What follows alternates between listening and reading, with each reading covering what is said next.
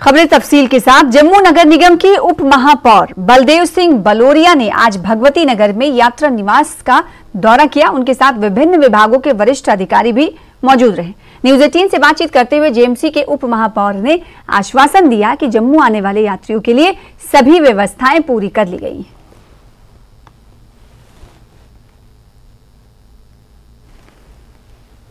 श्री अमरनाथ यात्रा इस साल की 1 जुलाई से शुरू हो रही है। 30 जून को यहाँ इस यात्री निवास में सबसे पहला जो पहला जत्था है वो निकलेगा। आज तैयारियों का अंतिम रूप दिया जा रहा है। हमारे साथ हैं deputy mayor Jammu municipal corporation के बलदेव सिंह बलोरिया। ये यात्री निवास में जो अरेंजमेंट्स हुए हैं उनका जायजा लेने के बाद बाहर निकले हैं। बलोरिया साहब, अगर हम बात करें अरेंजमेंट्स की, क्योंकि अब मात्र 2 दिन बचे हैं, परसों सुबह यात्रा निकलेगी, कल यात्री आना शुरू होंगे। हालांकि कुछ यात्री आज भी आए हैं। अगर आप अरेंजमेंट्स की अगर हम बात करें तो कैसे अरेंजमेंट्स हुए हैं, क्या क्या चीज़ों पे फोकस रखा गया है? अमरनाथ यात्रा के अरेंजमेंट हम समय समय पे रिव्यू करते आए हैं पहले भी, लेकिन आज जब यात्रा अंतिम पड़ाव है शुरू होने पे, कल से यात्री यहाँ आना शुरू हो जाएंगे, तो उसके लिए आज हमने रिव्यू किया। मेरे साथ हमारे जम्मू म्यूनिसिपल कॉरपोरेशन के सभी अधिकारी, सभी डिपार्टमेंट्स के, चाहे वो बिजली, पानी, हेल्थ वाले, सारे मेरे साथ हैं। और खासकर हमारे जहाँ चेयरमैन गोपाल जी, चेयरमैन शिवाज जी, कारपोरेटर अनिल जी, बाकी भी साथी हमारे साथ हैं। मैंने इस पूरे इनका जो फंक्शनिंग है उसको रिव्यू किया है, चाहे अंदर की सफाई की बात हो, चाहे मैंने इनके वॉशरूम तक चेक किए हैं कि यात्रियों को वहाँ असुविधा ना हो, वो भी मैंने देखा। वहाँ उनको बेडिंग कैसी है वो देखा, वहाँ पे उनके सारा लंगर कैसा है, वहाँ पे उनको कोई परेशानी ना हो, उस चीज़ों को भी देखा। मैं खासकर वहाँ रेलवे स्टेशन, राम मंदिर, वहाँ भी बेस कैंप सभी पे दौरा करके मैंने देखा है। मुझे लगता है कि बढ़िया तरीके से तैयारी है इस वक्त यहाँ पे। एक चीज़ मैंने जो बड़ी खास देखी कि जब अधिकारियों से बात करता हूं, जब वो लोग जो काम करने के लगे हैं उनसे बात करता हूं, तो उनको ऐसे बिहेव कर रहे हैं वो जैसे कोई उनके घर में फंक्शन है तो वो किसी के मेहमान का स्वागत करने के लिए खड़े हैं, इंतजार कर रहे हैं, इस तरह से काम कर रहे हैं। मैं सभी को शाबाशी देता हूं, चाहे डिस्ट्रिक्ट एडमिनिस्ट्रेशन है, चाहे बाकी डिपार्टमेंट हैं, सिक्योरिटी वाले हैं। एक चीज़ मुझे और बड़ा अच्छा लगा कि जहाँ पे अच्छी कोऑर्डिनेशन के साथ सभी डिपार्टमेंट्स काम कर रहे हैं। मुझे लगता है इस बार यात्रा अच्छी होगी और इस यात्रा में जो यात्रियों को सुविधा होगी वो भी खास होगी। एक चीज़ और जो नई चीज़ है इस पर सिक्योरिटी के लिहाज से यात्रियों के लिए कि RFID कार्ड दे रहे हैं, वो कार्ड ट्रैक करेगा हर यात्री को कहाँ पहुँचा है, उसके साथ साथ उसकी ट्रैकिंग होगी। तो उसका सिक्योरिटी पॉइंट ऑफ व्यू के हिसाब से भी बड़ा बंदोबस्त किया गया है। मैंने पूछा इनको तो इस बार कह रहे हैं कि लगभग हर यात्री को हम प्रयास करेंगे कि उनको RFID कार्ड देने की, जिससे उसको कहाँ पहुंचा है, किस लोकेशन पे पहुंचा है, वो चीज़ भी देखी जाएगी। बात करने के लिए शुक्रिया। डिप्टी मेयर के ये जम्मू म्यूनिसिपल कॉरपोरेशन के एक एश्योरेंस दे रहे हैं कि पूरी तरह से एडमिनिस्ट्रेशन तैयार है। जो भी यहाँ वक्त पहुँचेंगे उनकी सुविधा के लिए, चाहे उनका चिकित्सा के हवाले से हो, खान पान के हवाले से हो, एकोमोडेशन के हवाले से, सारी तैयारियाँ कंप्लीट है। और ये एक मैसेज ये भी दे रहे हैं कि जितने भी यात्री आने वाले हैं उनको कोई भी डरने की बात नहीं है, वो आए। और यहाँ पे जो तैयारियाँ हैं न सिर्फ जम्मू में बल्कि कश्मीर वैली में भी वो पूरी तरह से कर दी गई हैं। कैमरामैन आशु के साथ समीर भट्ट, न्यूज़ 18 जम्मू। आगे बढ़ेंगे। प्रधानमंत्री नरेंद्र मोदी ने समान नागरिक संहिता यानी UCC की वकालत की, जिसके बाद इस मुद्दे पर बहस छिड़ गई है। नेशनल कॉन्फ्रेंस के सांसद हसनैन मसूदी का कहना है कि विधि आयोग ने इस मामले में जनता की राय मांगी है। नीति आयोग ने उनका कहना है कि अगले आम चुनाव से पहले बीजेपी समान नागरिक संहिता का मुद्दा उठा रही है, टाइमिंग पर सवाल उठाए हैं। जम्मू कश्मीर कांग्रेस ने कहा है कि इस समय UCC का मुद्दा उठाना अपने आप में ये दर्शाता है कि भाजपा इस मुद्दे पर राजनीति कर रही है। वहीं PDP के प्रवक्ता, कांग्रेस के प्रवक्ता रविंद्र शर्मा ने कहा है कि इनके कार्यान्वयन के बारे में अलग अलग राय हैं और उन्हें ध्यान में रखा जाना चाहिए। उधर वरिष्ठ नेता महबूब बेग ने, PDP के नेता हैं ये, इन्होंने कहा है कि PM नरेंद्र मोदी ने हाल ही में अमेरिका का दौरा किया था और अमेरिका के प्रत्येक राज्य और प्रांत के अलग अलग नियम और कानून हैं। उन्होंने कहा कि यदि समान नागरिक संहिता राष्ट्रहित में है तो विपक्ष के तौर पर वो इसका स्वागत करते हैं, लेकिन अगर ये उनकी पार्टी के हित में है तो ये पूरी तरह से गलत है। उन्होंने कहा कि एक डोजियर तैयार किया जाना चाहिए और उस पर चर्चा की जानी चाहिए और फिर अपना फैसला देना चाहिए। भारत के मुसलमान भाई बहनों को भी ये समझना होगा कि कौन से राजनीतिक दल उन्हें भड़का करके उनका फायदा लेने के लिए उनको बर्बाद कर रहे हैं। आजकल हम देख रहे हैं कि यूनिफॉर्म सिविल कोड के नाम पर ऐसे लोगों को भड़काने का काम हो रहा है। आप मुझे बताइए, एक घर में परिवार के एक सदस्य के लिए एक कानून हो, परिवार के दूसरे सदस्य के लिए दूसरा कानून हो, तो क्या वो घर चल पाएगा? क्या कभी भी चल पाएगा क्या? फिर ऐसी दोहरी व्यवस्था से देश कैसे चल पाएगा? हमें याद रखना है कि भारत के संविधान में भी नागरिकों के समान अधिकार की बात कही गई है। वज़ीर आज़म साहब ने जो बयान दिया यूसीसी के हवाले से, तो मुझे लगता है कि उस पर हर एक को एतराज होगा, क्योंकि आप एक एक्सरसाइज होने से पहले ही आइडेंटिफाई कर रहे हैं कौन इसके खिलाफ है, कौन इसके हक में है, और इस तरह एक प्रयास कर रहे हैं, कोशिश हो रही है कम्युनिटीज को डिवाइड करने की। देखिए, यूनिफॉर्म सिविल कोड है क्या? दरअसल ये पहले से ही है, 100 साल से तकरीबन इस पर बहस जारी है, और आज़ादी के वक्त भी जब नया आइन बना उस वक्त भी एक कोशिश की गई कि इस पर कोई हतमी राय कायम की जाए, लेकिन नहीं की गई, बल्कि इसको डायरेक्टिव प्रिंसिपल्स में डाला गया। दफा 44 आप जानते हैं, कहा गया कि एक प्रयास होगा, कोशिश की जाएगी यूनिफॉर्म सिविल कोड की। अब जनाब ये कहना, ला कमीशन 21वें ला कमीशन ने कोशिश की वो, और इस पर इत्तेफाक किया कि शायद ये मुमकिन ना हो और इससे बेहतर हो कि रिफॉर्म्स किए जाएं इंडिविजुअल जो हमारे जो मुख्तलिफ जो हमारे तबके हैं, कम्युनिटीज़ हैं, उनके लॉज में जो फैमिली लॉज है। यूनिफॉर्म सिविल कोड का मतलब है कि फैमिलीज लॉज को लेकर वो वरासत का कानून हो, शादी ब्याह का कानून हो, अडॉप्शन का कानून हो, मुतबना लेने का कानून हो, या और जो ऐसे ही कवानीन हैं जो फैमिली के साथ ताल्लुक रखते हैं, इनमें एक यूनिफॉर्मिटी लाए और हर एक अक्रॉस द बोर्ड सबको एक ही कानून अप्लाई किया जाए। और 22वें लॉ कमीशन ने यह मुनासिब समझा है कि नहीं आवाम से आरा ली जाए। अब जनाब, अगर लॉ कमीशन ने जो एक इंडिपेंडेंट बॉडी है उसने ये मुनासिब समझा है कि आवाम की राय ली जाए, और 4 हफ्ते का एक नोटिस दिया गया, पब्लिक नोटिस, तो वो इस बात की दलील है कि इस पर कोई हतमी राय कायम नहीं की जा सकती है। 75 साल से ज्यादा देश की जमहूरियत चली है और देश चला है मजबूती से, और इसलिए uniform civil code Bharatiya Janata party का मुद्दा हो सकता है, अभी देश का मुद्दा नहीं है। जो 21वां लॉ कमीशन था उसने कहा था कि ये ना तो जरूरी है, ना नेसेसरी है, ना डिजायरेबल है कि यूनिफॉर्म सिविल कोड होना चाहिए। और देश के तजर्बे में बताया है कि आप जबरदस्ती से कोई चीज थोपने के बजाय कंसेंसस और डिबेट डिस्कशंस के बाद उसमें करिए, और आवाज उन लोगों से आना चाहिए यहाँ इसकी जरूरत है। और पिछले लॉ कमीशन ने जो रिपोर्ट 2018 में दी है, आज नए सिरे से चुनाव के नजदीक इस किस्म का डिबेट, इस किस्म की धारणा को करना, मैं समझता हूँ ये महज एक राजनीति है, और ये अपने आप में एक राजनीति है। कहीं ना कहीं वोट बैंक की राजनीति भारतीय जनता पार्टी करना चाहती है और चुनाव के अनकरीब नजदीक करना चाहती है। 9 साल से ये बात क्यों नहीं की उन्होंने? एक तो प्राइम मिनिस्टर ने क्यों सिंगल आउट किया particular community? Why? Have we arrived at a consensus? Have rest of the communities arrived at a consensus? Has he got the consent from all the communities? एक तो ये objectionable है मेरे हिसाब से कि आपने एक पर्टिकुलर स्पेसिफिक कम्युनिटी को क्यों टारगेट किया, नंबर 1। नंबर 2, अगर आप कॉन्स्टिट्यूशन पे भी नजर दौड़ाएंगे, हमारे कॉन्स्टिट्यूशन पे, उसमें न सिर्फ रिलीजन की फ्रीडम है प्रैक्टिस करने की, बल्कि प्रीच करने की भी है।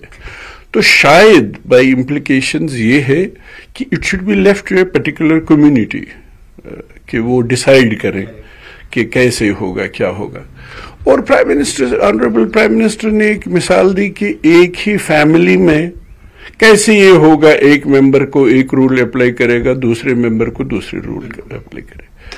When we say we are mother of democracy, अभी यूएस और हमारा ये हुआ था जब प्राइम मिनिस्टर वहां गए थे, oldest largest democracies as we are, we should be proud of it. वहां पे तो हर स्टेट में, यूनाइटेड स्टेट्स ऑफ अमेरिका, हर स्टेट में लॉज डिफरेंट है, हर स्टेट के लॉज दूसरे स्टेट से वेरी करते हैं, तो वहां अगर पॉसिबल है डेमोक्रेसी में तो यहां क्यों नहीं? यहां तो कॉन्स्टिट्यूशन स्पेल आउट करता है। आगे बढ़ेंगे। पामपुर में भारी बारिश के कारण इकबाल मैदान टांचा बाग में पानी जमा हो गया है, जिससे खिलाड़ियों को परेशानी हो रही है। मैदान को थोड़ा समतल किया गया था, लेकिन अब बारिश का सारा पानी मैदान में जमा हो गया है। खिलाड़ियों को खेलने में भारी दिक्कतों का सामना करना पड़ रहा है। लोगों ने विभाग से मैदान से पानी हटाने की मांग की है, ताकि बच्चे यहां फिर से खेल सकें। आज हम यहाँ पे इकबाल स्टेडियम पामपुर में हैं। जैसा कि आप जानते हैं कि यहाँ पे ऑलमोस्ट सारे खेल खेले जाते हैं। सुबह मार्शल आर्ट्स के बाद क्रिकेट, फुटबॉल वगैरह, शाम को फुटबॉल खेला जाता है। लेकिन आप देखिए आज इसका हाल क्या है। रिसेंटली जो बहुत बारिशें हुई उसकी वजह से जो यहाँ पे पानी आ गया है, इससे सारा तहस नहस हो गया। 20 टूर्नामेंट के बीच में है हम, और रिसेंटली आपको पता है एक टूर्नामेंट हमने कंक्लूड किया जहाँ पे लोकल यूथ बहुत इस पर एनर्जी स्पेंड कर रही है फ्रॉम लास्ट 6 मंथ्स ग्राउंड को मेंटेन कर सके। लेकिन जब भी थोड़ी सी बारिश होती है तो इसमें पानी आ जाता है और फिर हफ्तों तक इसमें कोई खेल नहीं खेला जाता है। फिलहाल इसी के साथ रुकेंगे छोटे से ब्रेक के लिए। कुछ और खबरों के साथ चल लौटेंगे।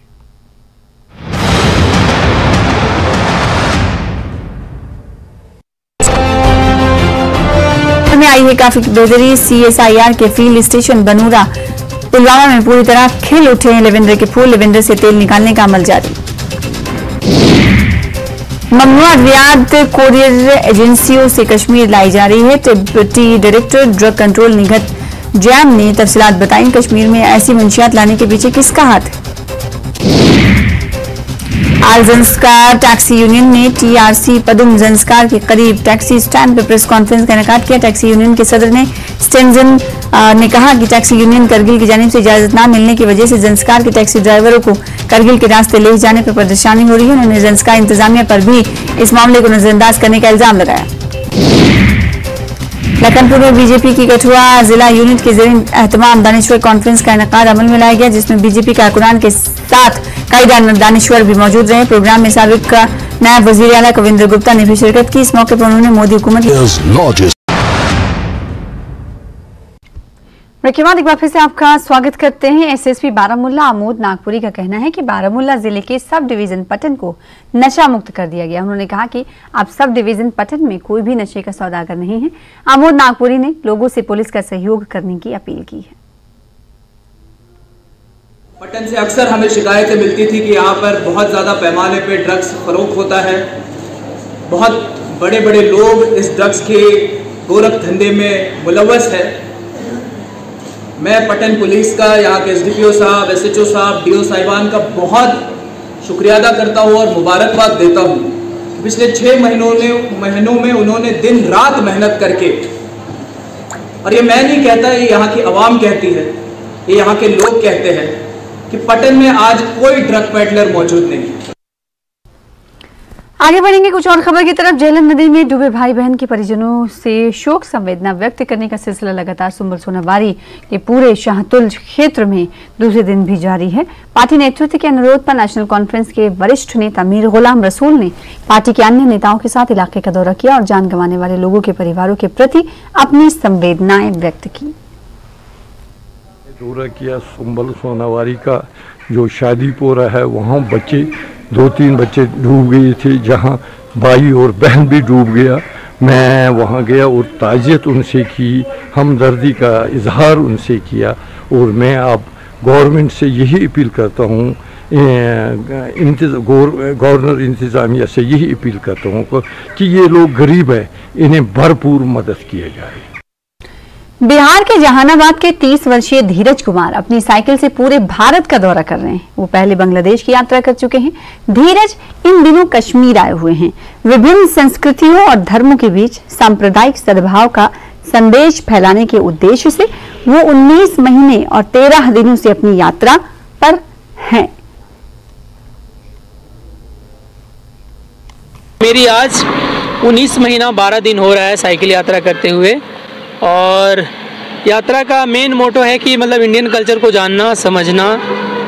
लोगों के बीच में मैं जाता हूँ, रहता हूँ, उनके साथ खाता पीता हूँ और अपना एक्सपीरियंस, उनका जो जीवन में, जो पर डे का जीवन में जो चल रहा है उसके बारे में जानना समझना। ये सब चीज़ें कर रहा हूँ। और मेरा साइकिल का एक दूसरा भी मोटो है जो इस साइकिल बोर्ड में लिखा हुआ है कि hey world stop discrimination like any caste class gender religion language food ETC।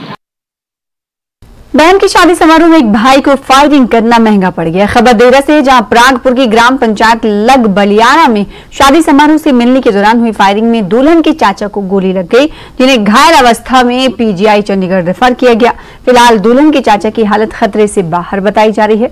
आपको बता दें कि बलियारा निवासी रमेश कुमार की बेटी की शादी चल रही थी और बारात प्रागपुर से कलोहा से आई हुई थी। शादी वाले घर के नजदीक ही सराय के पास मिलनी कार्यक्रम के दौरान दुल्हन के भाई ने अपने पिता की लाइसेंसी सिंगल बैरल बंदूक से हवाई फायरिंग कर दी। इसी दौरान पैर फिसलने से दुल्हन के चाचा सुरेश कुमार गंभीर रूप से घायल हो गए। देरा के DSP अनिल कुमार ने बताया कि पुलिस ने बंदूक जब्त कर ली और मामले की जांच शुरू कर दी है। इस घटना के बाद न्यूज 18 हिमाचल प्रदेश लोगों से अपील कर रहा है कि खुशी में इस तरह के किसी तरह के कदम को ना उठाएं, क्योंकि जान जोखिम में पड़ सकती है। अच्छा, और गोली किसे चली है गलती से? मेरे लड़के से बेटे। अच्छा, और लगी किसको है जी? मेरे भाई को, कजिन चाचा का लड़का। अच्छा, अब हालत कैसी है उनकी? ठीक है, अभी ठीक है। अच्छा, पुलिस आई? पुलिस आई थी? हाँ जी, पुलिस आई। क्या बोल के गया? पुलिस मतलब कर लिया अपना जो। शिमला के रामपुर में बड़ा सड़क हादसा हुआ है। इस सड़क हादसे में 4 लोगों की मृत्यु हो गई मौके पर ही, जबकि एक शख्स गंभीर रूप से घायल हो गया। मृतकों में 3 दरकाली पंचायत में कुखी गांव के रहने वाले हैं और बारात से ये तमाम लौट रहे थे। यह हादसा कलेड़ा मझेवटी में शलुन कैची के पास हुआ। हादसे के कारणों की जांच में पुलिस जुटी हुई है। वहीं CM सुक्खू ने हादसे पर शोक जताया है। उन्होंने प्रशासन को प्रभावित परिवार को हर संभव मदद प्रदान करने के दिशा निर्देश दिए हैं। शिमला के एकमात्र कैंसर अस्पताल में चोरी की घटना सामने आई है। चोरों ने अस्पताल में रखे लाखों के सामान पर हाथ साफ कर दिया। ये चोरी कैंसर अस्पताल के रेडियोथेरेपी डिपार्टमेंट में हुई। पुलिस मामले की जांच कर रही है।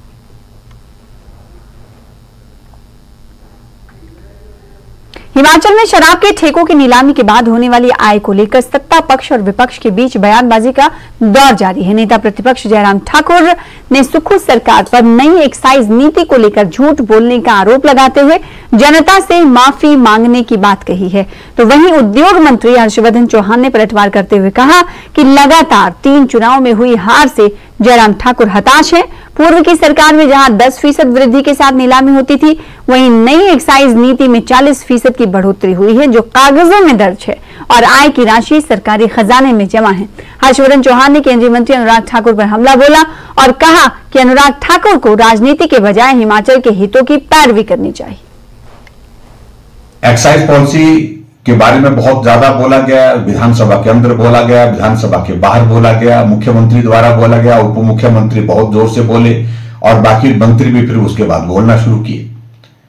कहा कि हमने 40% के साथ हिमाचल प्रदेश में एक्साइज पॉलिसी में सफलता हासिल की, एक बहुत बड़ी ग्रोथ जो है उसमें हिमाचल प्रदेश में आई है। अब जब हकीकत हमारे सामने आ रही है, अभी जो आंकड़े आए हमारे एक्साइज डिपार्टमेंट के ही आंकड़े हैं कि फर्स्ट क्वार्टर में जो ग्रोथ आई है एक्साइज में वो लगभग 13% है। और 13% का मतलब है कि लगभग जो पुरानी ग्रोथ थी पूर्व सरकार के दौरान की, उस ग्रोथ के लगभग बराबर है। नहीं, देखो जयराम जी का जो ज्ञान है ना वो अधूरा है, या वो जान करके भी अनजान बन रहे हैं और हिमाचल प्रदेश की पब्लिक को वो गुमराह करने का प्रयास कर रहे हैं। जो शराब के ठेकों की ऑक्शन हुई थी वो तो खुली ऑक्शन हुई थी और पूर्व में भारतीय जनता पार्टी की सरकार के दौरान पिछले 5 सालों में 4 बार 10% बढ़ोतरी के साथ उसको रिन्यू किया गया है। सरकार बनने के बाद मुख्यमंत्री सुखविंदर सिंह सुक्खू जी ने फैसला लिया कि शराब के ठेकों की नीलामी की जाएगी और ओपन बोली में 40% इंक्रीज़ हुआ है रेवेन्यू का वो, और ये पैसा सरकारी खजाने में जमा हुआ है। ये कोई हवाई बातें नहीं है जिस तरह की हवाई बातें जयराम जी कर रहे हैं। मंडी में राज्यपाल श्री प्रताप शुक्ल ने लोगों से रेड क्रॉस सोसाइटी के साथ स्वेच्छा से जुड़ने की अपील की है, जिससे अधिक से अधिक जरूरतमंदों की मदद की जा सके। सर्किट हाउस में आयोजित समारोह के दौरान राज्यपाल ने 20 स्वच्छता कर्मियों को उत्कृष्ट कार्यों के लिए सम्मानित किया। साथ ही हाइजीन किटें और 12 दिव्यांगों को व्हील चेयर्स बांटी। उन्होंने कोरोना काल में अनाथ हुए 6 बच्चों को एफडी के पत्र भी वितरित किए। इसमें बेटियों के नाम 75,000 जबकि बेटों के नाम 51,000 की एफडी की गई है। इससे पहले अपनी पत्नी सहित सर्किट हाउस परिसर में देवदार और अंबाले का पौधा भी उन्होंने लगाया। सेवा सबके अंदर आनी चाहिए, तो उसी सेवा भावी स्थिति में मुझे ये लगता है कि समाज के लोग भी धीरे धीरे जुटेंगे जिला प्रशासन के माध्यम से, तो समाज के उन लोगों का जो सहाय स्थिति में है उनका एक सहयोग हो सकेगा। देखिए, व्यक्ति ही अकेले नहीं कुछ कर सकता है। जब प्रधानमंत्री ने सबका साथ, सबका विकास, सबका विश्वास इस बात को कहा, तो ऐसे ही लोगों को जोड़ करके वो किया जाए। शासन भी मदद करेगा, समाज भी मदद करेगा। इसी नाते सबका सहयोग भी उन्होंने लेने की बात कही है प्रधानमंत्री जी ने, तो रेड क्रॉस भी उसी के ट्रेंड पर चलते हुए लोगों की सेवा करने का काम का है। इस नाते मैंने समाज के लोगों को जोड़ने की बात कही है। हमीरपुर में प्री मानसून की बारिश में जल शक्ति विभाग को 1 करोड़ 29 लाख रुपए का नुकसान हुआ है। बारिश के तेज बहाव में जल शक्ति विभाग की वाटर सप्लाई स्कीमें, इरिगेशन स्कीमें और सीवरेज स्कीमों को सबसे ज्यादा नुकसान पहुंचा। जल शक्ति विभाग अधीक्षण अभियंता नीरज भोगल ने बताया कि बारिश के तेज बहाव में वाटर सप्लाई की 36 स्कीमों में मटमैला पानी दाखिल हो गया है, जिसे साफ करके लोगों को पानी की सप्लाई बहाल करने में जल शक्ति विभाग के कर्मचारी लगे हुए हैं। उन्होंने लोगों से पानी उबाल कर पीने की अपील की है। तो जो वाटर सप्लाई की स्कीम थी उनमें ज्यादातर जो जैसे फर्स्ट रेन हुई तो काफी इसमें मंडी वाटर आया था, तो उस कारण जो है सोर्स जो है मंडी हो गए थे, उसके कारण हमारी स्कीम में प्रोवाइड हुई थी। मेजर जो हमारा डैमेज हुआ था वो 3 स्कीमों में हुआ था, जिसमें एक हमारी ब्यास रिवर से बड़सर एरिया को जो प्रोजेक्ट है वो प्रोवाइड हुई थी, एक हमारी बोडू में स्कीम है और एक हमारी तपालधार मेस्क्वाल स्कीम है, वो भी बोडू सब उड़ सब डिवीजन में आती है। तो इन तीनों स्कीमों का जो डैमेज है उसका भी रिपेयर काम चला हुआ है, क्योंकि जो ब्यासवाड़ी थी वो मान खड्ड में से जो क्रॉस होती थी, तो मान खड्ड में कल भी काफ़ी पानी था, वेल्डिंग वर्क होना था, इस कर को रिपेयर नहीं हो पाई। आज कोशिश कर रहे हैं कि हम उसको रिपेयर कर दें, तो अपना पानी जो है उसको थोड़ा उबाल के पिए, क्योंकि आजकल जैसे फर्स्ट जो रेन होती है इसमें मड्डी वाटर आ जाता है, तो इससे थोड़ा जल जनित बीमारियाँ फैलने का डर रहता है। और विभाग का साथ दें तो अपना जो पानी है वो थोड़ा स्टोर भी रखें, क्योंकि जैसे कल भी सुजानपुर में खैरी के पास जो है क्लाउड बर्स्ट हुआ है, तो ऐसी इंसिडेंट्स जो इस बार लग रहा है कि मौसम को देखते हुए कहीं आगे भी आए, तो विभाग का साथ देते हुए अपना थोड़ा पानी भी स्टोर करके रखें। वहीं सोलन में बारिश से जनजीवन अस्त व्यस्त हो गया है, जिससे कई सड़कें बंद हो चुकी हैं। साथ ही सोलन को तकरीबन 87 लाख रुपए की संपत्ति का नुकसान हुआ है। अधिशासी अभियंता रवि भट्टी ने बताया कि पिछले 3 दिनों में हुई भारी बारिश से अभी तक 87 लाख का नुकसान आंका गया है। डायरेक्शन दे दी गई है, 1-2 दिन में उसमें भी ड्रेन्स का क्लियरेंस का काम शुरू कर देंगे। हम डिपार्टमेंटली कंट्रैक्टर्स को बोल दिया कि पैच वर्क को कंप्लीट करें जल्दी से, और ड्रेन क्लियरेंस का काम हम खुद डिपार्टमेंटली करेंगे। डिफेक्ट लायबिलिटी में क्रिएट है, तो मेन स्ट्रक्चरल जो फॉल्ट हो वो कंट्रैक्टर का है, वो तो वो रेक्टिफाई करेगा। पर जो रेन कोई स्लिप आया या ड्रेन ब्लॉकेज है, उसके लिए मैंने डायरेक्शन दे दी है जी को कि उसको क्लियर करे जल्दी से। फिलहाल इसी के साथ इस बुलेटिन